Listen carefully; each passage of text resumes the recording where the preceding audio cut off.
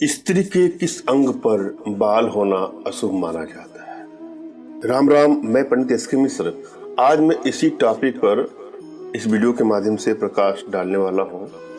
Video में अंत तक हमारे साथ बने रहें। महिला के किस अंग पर बाल होना महिला के लिए और परिवार के लिए अशुभ माना जाता है, और अगर वहीं पुरुषों के बाल हो तो बहुत शुभ माना जाता है। यह विषय ज्योतिष शास्त्र के अंतर्गत आता है, जिसकी हम चर्चा करने वाले हैं। सामुद्रिक शास्त्र के आधार पर हमारे ऋषि महात्माओं ने जो चीजें यहाँ बताई हैं उसको मैं विबाकी से यहाँ रखने वाला हूँ। हम सभी जानते हैं और यह मान्यता भी है कि हर एक सफल व्यक्ति के पीछे एक महिला का हाथ होता है, और जब हम अपने जीवन साथी को तलाशते हैं तो हम यही कोशिश करते हैं कि वह गुणवान, समझदार और भाग्यशाली हो। इसके लिए आजकल कुंडली मिलान का भी काफी बड़ा चलन देखने में आ रहा है। जब भी आप अपने लिए किसी कन्या को देखने जाते हैं तो आप इन छोटी छोटी बातों पर ध्यान रखेंगे तो यह आपके लिए फायदेमंद होगा।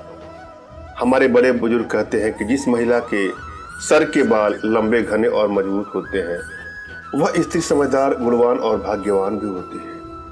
ऐसी महिला अपने घर की उन्नति में अपना योगदान देती है और घर में हमेशा उसकी वजह से एक प्यारा सा माहौल बना रहता है। वो हर कदम पर अपने परिवार के सुख दुख में साथ खड़ी रहती है और परिवार का सहारा बनती है।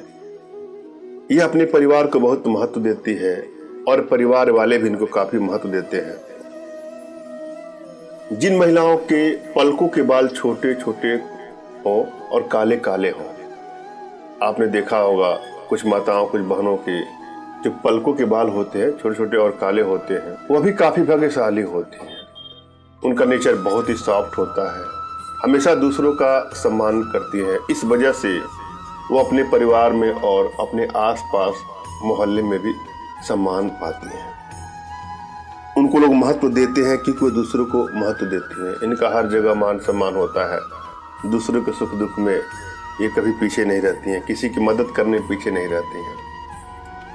जिन महिलाओं के हाथों पर मर्दों की तरह बाल होते हैं, आपने देखा होगा कुछ बहनों, कुछ माताओं के हाथों पर ऐसे बाल होते हैं जैसे पुरुषों पर होते हैं, यह शुभ नहीं माना जाता है। यह काफी अशुभ है। महिलाओं को इन बालों को अपने हाथ से साफ करने में भी काफी मेहनत करनी पड़ती है। यह एक अशुभ लक्षण है और इससे महिलाओं को काफी परेशानी भी होती है।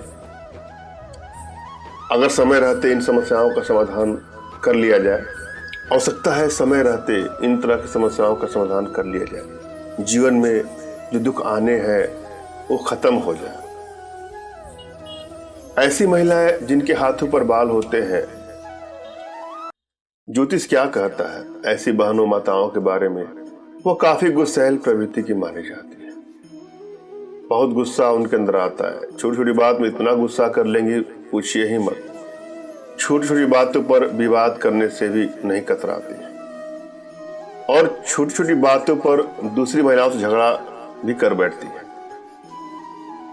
और यह अवगुण जब होता है तो उनके घर और आसपास का माहौल बड़ा खराब होता है।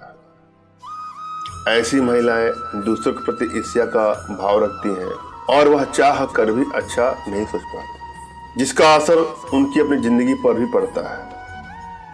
इनके अंदर नकारात्मक चीजें बहुत ज्यादा होती है। नेगेटिविटी अधिक होने के कारण वह स्वयं भी बीमार रहने लगती है और घर में भी तनाव का माहौल रहता है, जिससे घर परिवार की उन्नति बाधित होती है।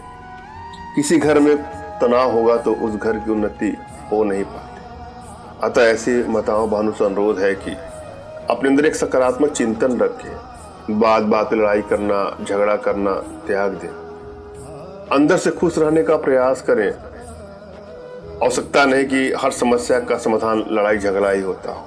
अपने विवेक से, अपने बुद्धि से जवाब देना चाहिए उनको, और ऐसे माहौल को त्यागना चाहिए जिससे लड़ाई झगड़े का अवसर आता है। अगर ऐसा करती हैं तो उनकी उन्नति नहीं रुकती है और हर जगह इनका मान सम्मान होता रहता है। यह एक अवगुण लक्षण है। इससे महिलाओं को, बहनों को प्रयास करना चाहिए कि दूर करने का, अपने स्वभाव में चेंजिंग करने का प्रयास करना चाहिए। वहीं अगर दूसरी ओर पुरुषों के हाथों पर घने बाल हो तो वह काफी शुभ माना जाता है। ऐसे ही पुरुष काफी बुद्धिमान और ज्ञानी भी माने जाते हैं। लेकिन जिन पुरुषों के हाथ पर बाल नहीं होते वह बड़े सेल्फिश होते हैं, बड़े मतलबी होते हैं, दूरदर्शी होते हैं, दूर की बात सोचते हैं, शायद इसलिए सेल्फिश हो जाते हैं। मैंने भली बात समझाने का प्रयास किया है, आशा आप लोग समझ में आया होगा। फिर भी कोई समस्या हो जीवन में तो बिल्कुल परेशान ना हो, हमारे व्हाट्सएप के माध्यम से हमसे संपर्क करके अपने जीवन से जुड़ी किसी भी प्रकार की समस्या का समाधान करवा सकते हैं। धन्यवाद। राम राम।